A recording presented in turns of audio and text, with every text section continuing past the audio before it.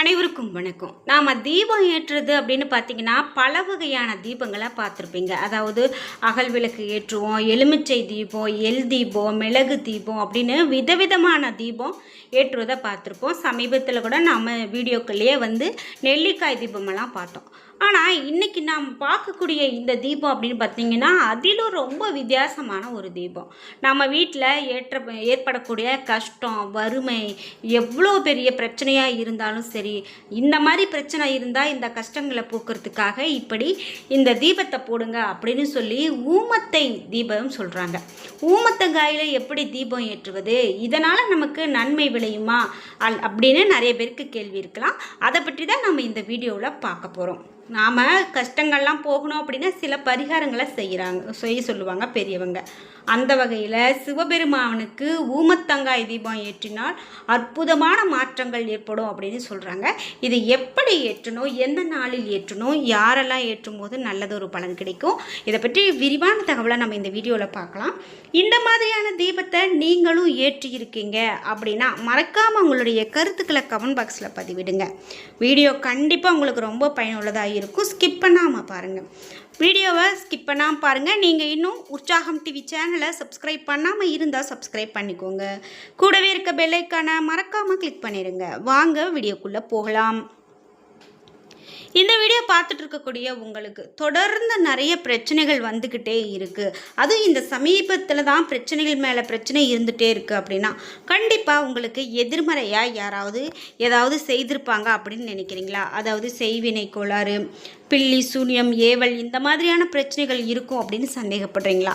இந்த வீடியோக்கு கீழே டிஸ்கிரிப்ஷனில் வராகி அம்மன் ஜோதிட நிலையத்தின் தொலைபேசி எண் கொடுத்துருக்கேன். அந்த எண்ணுக்கு தொடர்பு கொண்டு பேசி பாருங்கள். கண்டிப்பாக உங்கள் வாழ்க்கையில் இருக்கக்கூடிய எல்லா பிரச்சனைகளுக்கும் சரியான தீர்வு கிடைக்கும். நாம் இப்போது ஊமத்தங்காய் இந்த தீபத்தை பற்றி பார்த்துட்ருக்கோம். ஊமத்தங்காய் பெரிய இலைகளோட காய்களுடைய வெளிப்பரப்பில் முட்கள் அதிகமாக இருக்கக்கூடியதாக இருக்கும். எல்லோருக்குமே இந்த காய் பற்றியும் இந்த செடியை பற்றியும் தெரிஞ்சிருக்கும். இந்த செடியினுடைய வேர், இலை, இவையெல்லாம் பூக்கள் இவையெல்லாம் பார்த்திங்கன்னா ரொம்ப வித்தியாசமானதாக தான் இருக்கும். வேர், விதை எல்லாமே மருத்துவ குணம் கொண்டது அப்படின்னு சொல்கிறாங்க. சித்த பிரம்மையே நீக்கக்கூடிய இந்த காய் ஊமத்தங்காய் அதாவது வாத நோய்களை கூட கட்டுப்படுத்துமா, நரம்புகளை பலப்படுத்துமா, சித்த நோயை கூட நீக்கவல்ல ஒரு மிக பெரும் மருத்துவம் இந்த ஊமத்தங்காயில் இருக்குது அப்படின்னு சொன்னால் அது எவ்வளவு பெரிய ஆச்சரியம். ஆன்மீகத்தில் இந்த ஊமத்தங்காய் எப்படி சொல்கிறாங்க அப்படின்னு பார்த்தா ஆன்மீகத்திலும் ஊமத்தங்காய்க்கு அப்படின்னு தனி இடம் இருக்குது. அதாவது ஊமத்தை இலையால் சிவபெருமானுக்கு அர்ச்சனை செய்வதால் வீட்டில் இருக்கக்கூடிய கஷ்டமெல்லாம் தீரும் அப்படிங்கிறது நம்பிக்கையாக சொல்கிறாங்க. மேல் பகுதியில் முட்கள் நிறைந்திருக்கக்கூடிய இந்த ஊமத்தங்காயில் தீபம் ஏற்றினா வாழ்க்கையில் ஏற்றமும் வளமும் ஏற்படும் அப்படிங்கிறது முக்கியமான தகவல். நிதி சிக்கலை போக்கக்கூடியதாக முக்கியமாக இந்த ஊமத்தங்காய் தீபம் இருக்குங்க. அதாவது கையில் பணம் இல்லை, நான் இருந்த பணத்தையெல்லாம் இழந்துட்டேன், இப்போ எனக்கு ஒரு விதமான பணம் தேவைப்படுது, நான் அதை ஒரு இடத்துல இருந்து எதிர்பார்த்துட்ருக்கேன் அப்படின்னு சொல்கிறவங்க இந்த ஊமத்தங்காய் தீபத்தை கடவுளை முழு மனதார நினைத்து இந்த தீபத்தை ஏற்றலாம். கடன் பிரச்சனையில் சிக்கி இருக்கிறவங்க இந்த தீபத்தை ஏற்றுனாங்கன்னா விரைவிலேயே அந்த கடன் பிரச்சனை படிப்படியாக குறையறதுக்கான ஒரு நாட்களை நம்மளால் பார்க்க முடியும். இந்த தீபத்தை ஏற்றினா 3 வாரங்களில் நல்ல மாற்றத்தை காண முடியும் அப்படின்னு சொல்கிறாங்க. நாட்டு மருந்து கடைகளில் இந்த காய்கள் கிடைக்கும். வெள்ளிக்கிழமை அல்லது ஞாயிற்றுக்கிழமைகளில் ஒரு மஞ்சள் துணியில் ₹1 நாணயம், ஊமத்தங்காய், ஊமத்தை பூவை வைத்து முடிச்சு போட்டு வீட்டின் நிலைவாசலில் கட்டி தொங்க விடலாம். வீட்டில் தீபம் ஏற்றி நாம் ஊதுபத்தி காண்பிக்கும் போது இந்த முடிச்சுக்கும் ஊதுபத்தி காண்பிக்கிறது நல்லது. இந்த ஊமத்தம் பூக்களில் ஒன்றை நாம் எண்ணிக்கையில், அதாவது ஒற்றை எண்ணிக்கையில் விநாயகருக்கு வீட்டில் சூட்டி வரலாம். 3 வாரங்கள் திங்கட்கிழமை விநாயகருக்கு ஊமத்தை இலை அர்ச்சனை செய்யலாம். ஊமத்தம் பூவை சூட்டி உங்களுடைய கஷ்டங்கள் தீர வேண்டும் அப்படின்னு மனதார வேண்டிக் கொள்ளலாம். விரைவிலேயே நல்ல மாற்றத்தை உங்களால் காண முடியும். சிவராத்திரி அன்று இந்த ஊமத்தங்காய் பரிகாரம் செய்கிறது நல்லதொரு பலனை கொடுக்கும்.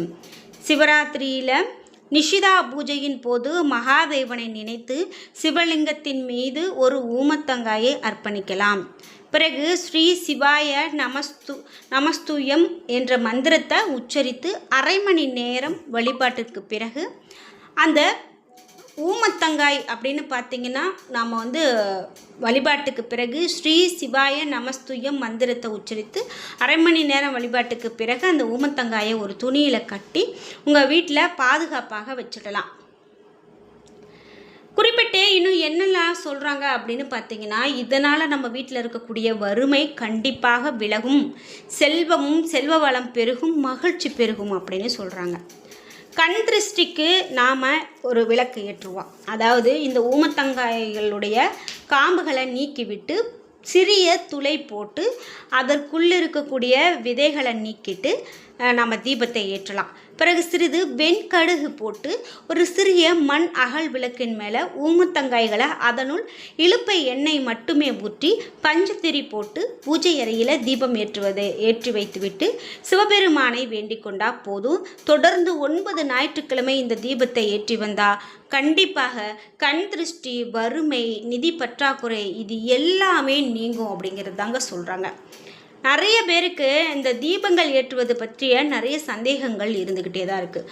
உங்களுக்கு இது மாதிரியான ஏதாவது சந்தேகங்கள் இருக்குது அப்படின்னா மறக்காமல் உங்களுடைய சந்தேகங்களை கமெண்ட் பாக்ஸில் பதிவிடுங்க. நிச்சயமாக அதற்கு பதில் கொடுக்கப்படும்.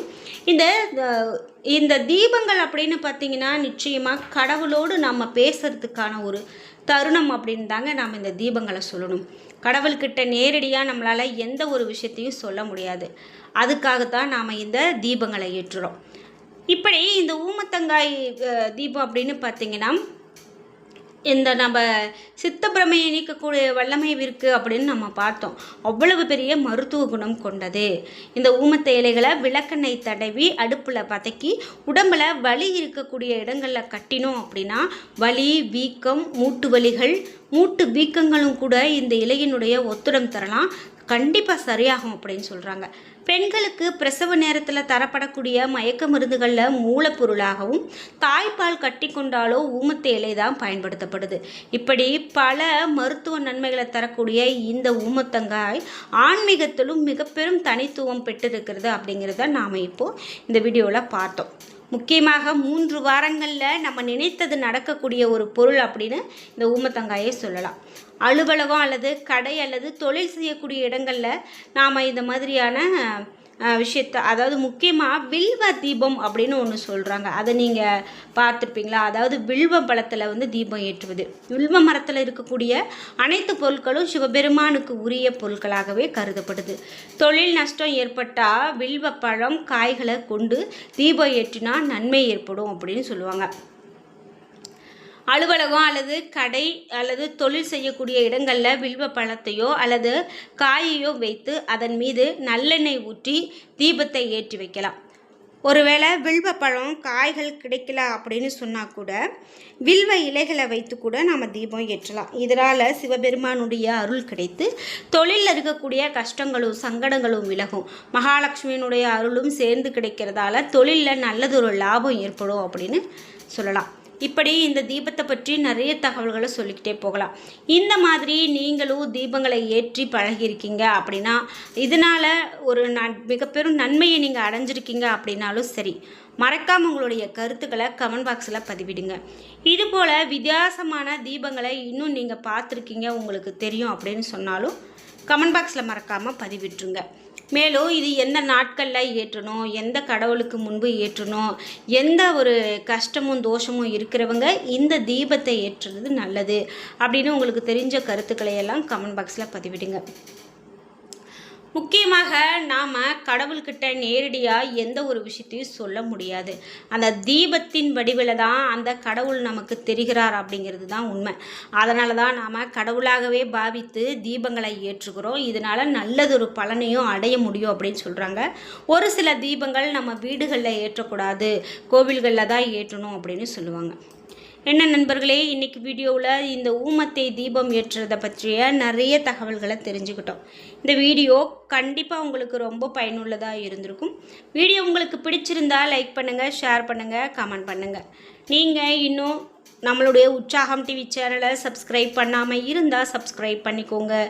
கூடவே இருக்க பெல் ஐக்கானை மறக்காமல் கிளிக் பண்ணிடுங்க. நன்றி வியூவர்ஸ்.